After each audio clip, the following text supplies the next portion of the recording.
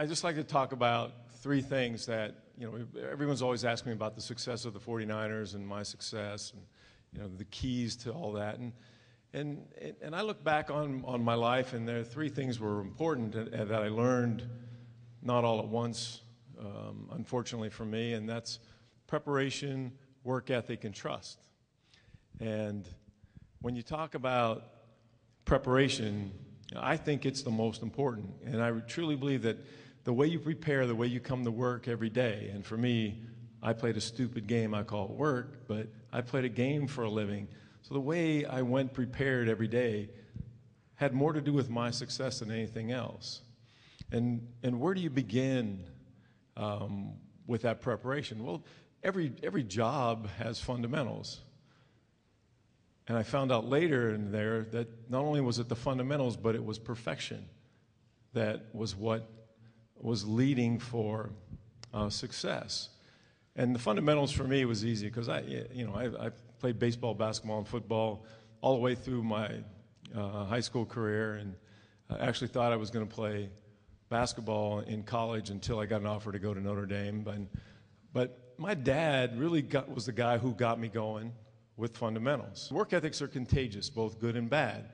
So you hope that you have someone that can show you what it's all about. And we had a guy, when you talk about work ethic, Jerry Rice, by far the best I've ever seen.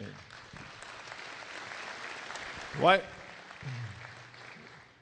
Bill Walsh was telling us about how great this receiver was, and he's catching this many touchdowns, and he's thrown this many touchdowns.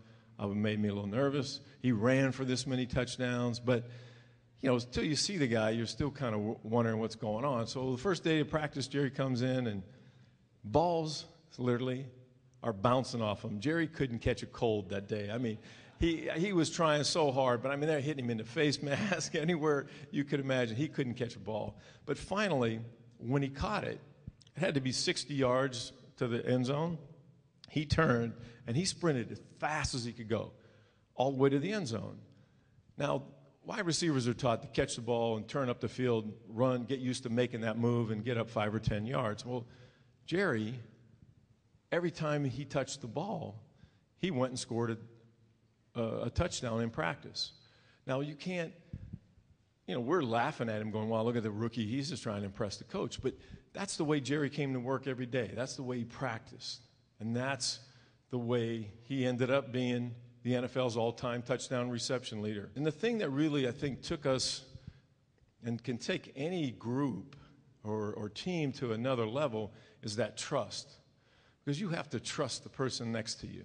You may not like them, but when you get out there on the field, you have to trust that they're going to do their job, and they have to trust and believe that you're going to do yours.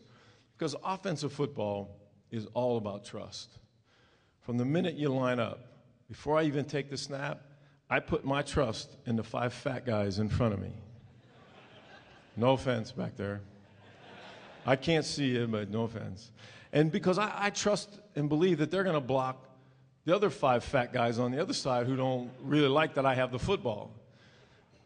And, hey, we all make mistakes, right?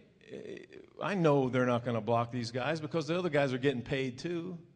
So they trust, though, that if one of their guys comes through, I'm going to throw the ball before I get sacked because every time I got sacked, they got fined. Someone had asked me earlier about, the makeup of the team. Well, Bill Walsh brought on people only who had the same attitude. If you didn't have the same attitude, you were not on our team very long. We had a rookie who came in, his nickname was 10-year vet because he thought he deserved all the rights that all the veterans had.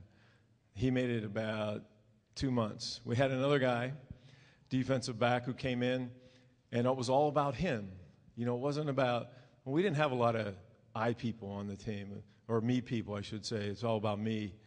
We didn't have a lot of that, but this guy happened to be one, and he was a starting corner for our team, and I'll just kind of give you an example. The coaches never had to police any of this because the team did it. Here's a guy, all he wanted for the 2 years or so that he was there, Jerry Rice. All you can do for me is say, when the press says, who's the best cornerback you ever played against?